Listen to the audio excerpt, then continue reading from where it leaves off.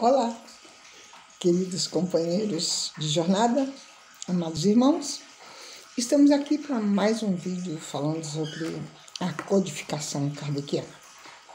E nós, nesse vídeo, vamos falar sobre o Livro dos Espíritos, contendo os princípios da doutrina espírita sobre a imortalidade da alma, a natureza dos espíritos e suas relações com os homens, as leis morais, a vida presente, a vida futura e o futuro da humanidade. Segundo o ensinamento dado pelos espíritos superiores com a ajuda de diversos médiuns, recolhidos e organizados por Allan Kardec. É esse o Livro dos Espíritos que nós vamos falar hoje. A história dele, como é?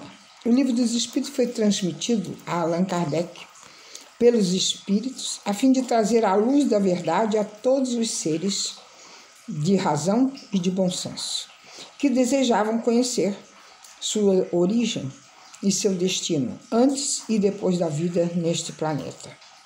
Porém, para o ser humano poder receber esses conhecimentos, os espíritos aguardaram pacientemente a evolução da humanidade, pois era necessário que os seres humanos assimilassem os ensinamentos aqui deixados no planeta pelo Mestre Jesus, que através da sua maravilhosa missão, aqui veio trocar a lei do olho por olho e dente por dente pela lei do amor.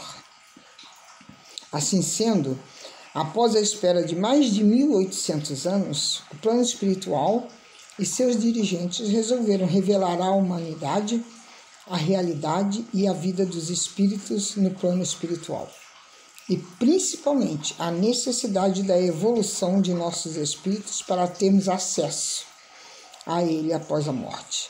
Foi por esta razão que o plano espiritual resolveu procurar na França, que na época era o berço da cultura do mundo, um dos maiores expoentes da cultura e da intelectualidade do país, que era Allan Kardec, para através dele dar conhecimento à humanidade de toda a verdade contida no Livro dos Espíritos, cujas verdades constituem, assim, a doutrina espírita.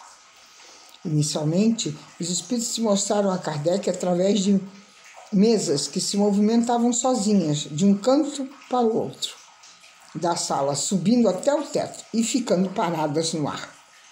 Kardec sabia perfeitamente que aquilo que ele via era impossível de acontecer, pois desafiava as leis da gravidade e outras leis da física. Por essa razão, ele testou esses movimentos para ver se existia neles inteligência.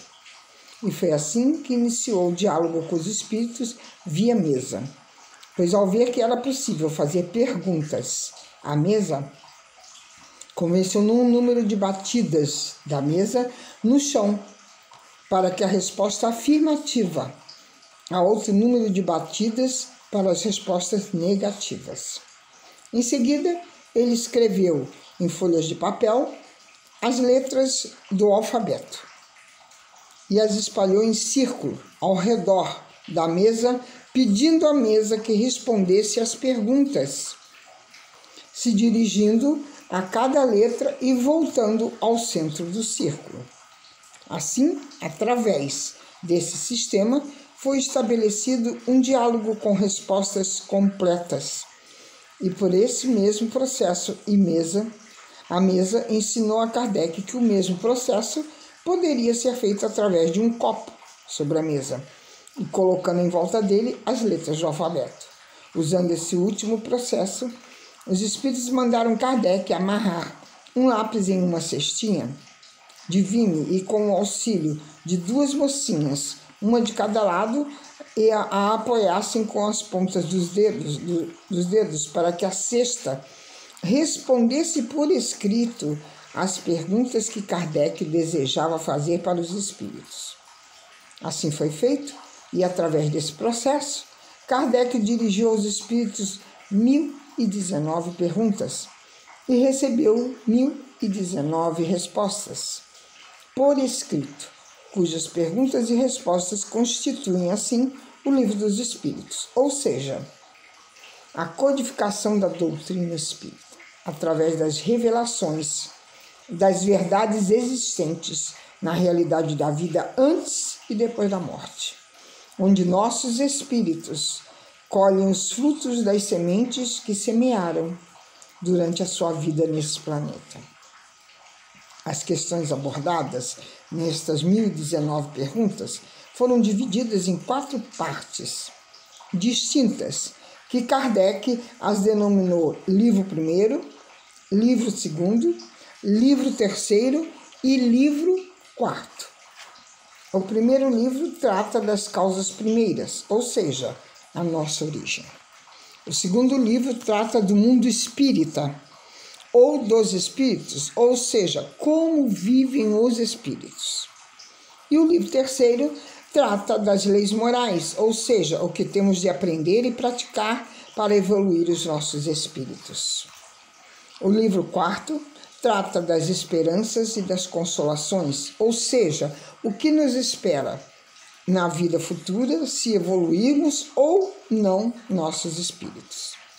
Dessa forma, há mais de 130 anos atrás, os espíritos ensinaram à humanidade, através de seus ensinamentos, toda a verdade do passado, do presente e do futuro de nossos espíritos, pois as 2 verdades básicas da doutrina espírita foram devidamente esclarecidas, ou seja, foi provada a existência de Deus e foi provada também a realidade da reencarnação, de uma maneira insofismável, pois pelas explicações dadas desses 2 importantes assuntos, podemos compreender toda a verdade do mundo espiritual, da nossa origem, do nosso destino e como espíritos que somos criados por Deus nosso Pai, simples e sem conhecimentos, para através de nossa caminhada de reencarnação em reencarnação, evoluirmos em direção a Deus. Então, logo já vemos aí o que o Livro dos Espíritos nos deixa para que possamos aprender. E ele fala também dos fenômenos que escapam às leis da ciência comum e se manifestam por toda parte e revelam, assim, a ação de uma vontade livre e inteligente como a sua causa. A razão diz que um efeito inteligente deve ter uma causa como força inteligente. E os fatos provaram que essa força pode entrar em comunicação com os homens por meio de sinais materiais. Essa força, quando interrogada sobre a sua natureza, declarou pertencer ao mundo dos seres espirituais, que se despojaram do envoltório corpóreo do homem. Assim, foi revelada a doutrina dos espíritos. As comunicações entre o mundo espírita e o mundo corpóreo fazem parte da natureza das coisas e não constituem nenhum fato sobrenatural, razão pela qual encontramos suas marcas em todos os povos e em todas as épocas. Atualmente, essas comunicações são genéricas e evidentes em todo o mundo. Os espíritos anunciam que é chegado o tempo marcado pela providência divina para uma manifestação universal e que, por serem eles os ministros de Deus e os agentes de sua vontade, cabe-lhes a missão de instruir e esclarecer os homens, iniciando assim uma nova era para a regeneração da nossa humanidade. Esse livro é a seleção de seus ensinamentos. Foi escrito sob o comando e ditado pelos espíritos superiores para estabelecer os fundamentos de uma filosofia racional livre dos preconceitos do espírito de sistema.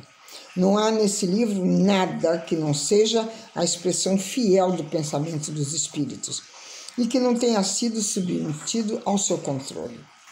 A ordem e a distribuição metódica dos assuntos, bem como as observações e a forma de algumas partes da redação, são o único feito daquele que recebeu a missão de publicá-lo.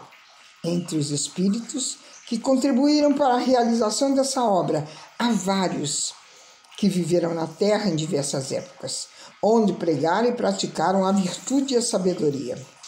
Outros não pertenceram por seus nomes a nenhum personagem cuja lembrança tenha sido guardada pela história, mas a sua grandeza é atestada pela pureza da doutrina que pregam e por sua conduta com aqueles que estão ao seu lado. Eis os termos pelos quais eles nos deram por escrito e através do intermédio de diversos médiuns a missão de escrever o livro dos Espíritos. Então, eu vou ler para vocês, terminando o nosso vídeo de hoje, uma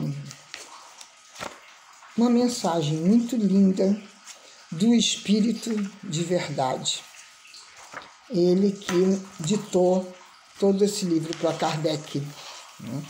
Então, é maravilhoso dizer-se que a gente encontra uma obra dessa com todo o amor, com todo o carinho, com toda a sua força, falando sobre a espiritualidade que tanto a gente pensa. Como pode? Como que o homem consegue, né, chegar a esse ponto nessa comunicação e saber que realmente a nossa alma é imortal? Realmente o que morre é o nosso corpo físico, porque a nossa alma é imortal. E é a nossa alma imortal que tem todo esse aprendizado quando a gente reencarna. Porque nós reencarnamos realmente para aprendermos, para evoluirmos, para crescermos com cada encarnação.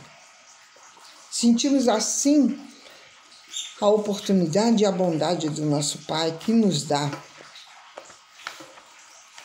para que possamos crescer, para que possamos, sim, como simples e ignorantes, evoluirmos com a nossa capacidade, com a nossa força de vontade, com o nosso querer.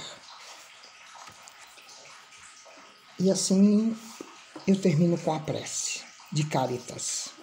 Deus nosso Pai, que sois todo poder e bondade, dai a força àqueles que passam pela provação.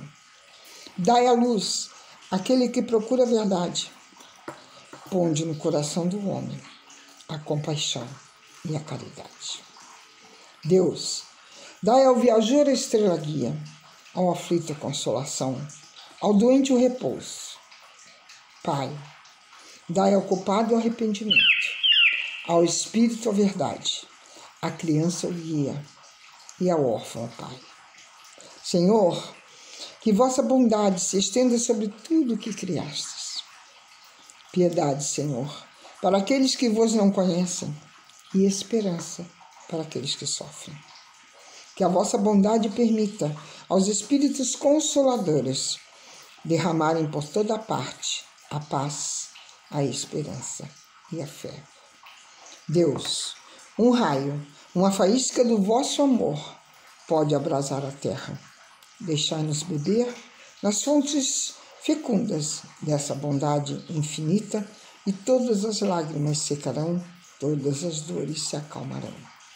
Um só coração, um só pensamento, subirá até vós como um grito de reconhecimento e de amor.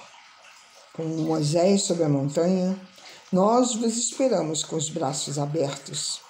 Ó bondade, ó beleza, ó perfeição, e queremos de alguma sorte merecer a vossa misericórdia. Deus, dai-nos a força de ajudar o progresso, a fim de subirmos até vós. Dai-nos a caridade pura, dai-nos a fé e a razão. Dai-nos a simplicidade que fará de nossas almas o espelho onde se refletirá a vossa imagem. Caritas, essa oração foi recebida na noite de Natal, no dia 25 de dezembro de 1873, pela médium Madame Creux, num círculo espírita de Bordeaux, na França. Até o próximo vídeo. Vamos falar sobre o Evangelho segundo o Espiritismo. Beijos em seus corações E se ainda não se inscreveram no nosso canal, vão lá, se inscrevam. Conversando com Lúcia sobre espiritualidade. Deem lá seu joinha, compartilhem. E assim nós vamos disseminando esse grande evangelho do nosso Mestre Jesus. Até o próximo.